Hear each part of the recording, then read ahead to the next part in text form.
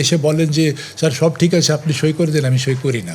বাংলাদেশের স্বনামধন্য আইনজীবী ও বর্তমান অন্তর্বর্তীকালীন সরকারের সম্মানিত উপদেষ্টা, আবার তিনি বাংলাদেশের সাবেক অ্যাটর্নি জেনারেল এবং ফখরুদ্দীন আহমেদের নেতৃত্বে তত্ত্বাবধায়ক সরকারের আইন, বিচার ও সংসদ বিষয়ক মন্ত্রণালয়, ভূমি এবং ধর্ম বিষয়ক মন্ত্রণালয়ের উপদেষ্টা হিসেবে দায়িত্ব পালন করেছেন। এই মানুষটি হচ্ছেন AF হাসান আরিফ। চলুন তাহলে আজ জানা যাক তার সম্পর্কে বিস্তারিত তথ্য।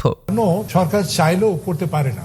ছাত্র জনতার আন্দোলনের মুখে সরকারের পতনের পর 2024 সালে অন্তর্বর্তীকালীন সরকারে স্থানীয় সরকার, পল্লী উন্নয়ন ও সমবায় মন্ত্রণালয়ের উপদেষ্টা হিসেবে দায়িত্ব পান AF হাসান আরিফ।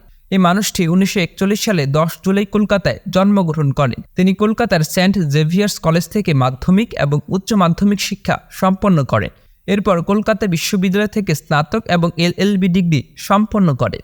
উইকিপিডিয়া তথ্যমতে AF হাসান আরিফ ভারতের পশ্চিমবঙ্গের কলকাতা হাইকোর্টে 1967 সালে আইনজীবী হিসেবে কাজ করেন। এরপর ঢাকায় এসে বাংলাদেশ হাইকোর্টে কাজ শুরু করেন। তিনি জামায়াতে ইসলামীর সহকারী সেক্রেটারি জেনারেল আব্দুল কাদের মোল্লার আইনজীবী ছিলেন। 1970-এর দশকে AF Hasan Arif and associates প্রতিষ্ঠা করেছিলেন। তিনি অক্টোবর 2001 সাল থেকে 28 এপ্রিল 2005 সাল পর্যন্ত বাংলাদেশের অ্যাটর্নি জেনারেল ছিলেন। 2008 সালের জানুয়ারি থেকে 2009 সালের জানুয়ারি পর্যন্ত তিনি ফখরুদ্দীন আহমেদের নেতৃত্বে তত্ত্বাবধায়ক সরকারের আইন, বিচার ও সংসদ বিষয়ক মন্ত্রণালয়, ভূমি এবং ধর্ম বিষয়ক মন্ত্রণালয়ের উপদেষ্টা ছিলেন। এখন আবার 2024 সালের 8 আগস্ট বাংলাদেশের অন্তর্বর্তীকালীন সরকারের উপদেষ্টা হিসেবে নিযুক্ত হন। 9 আগস্ট স্থানীয় সরকার, পল্লী উন্নয়ন ও সমবায় মন্ত্রণালয়ের উপদেষ্টা হিসেবে দায়িত্ব পান তিনি।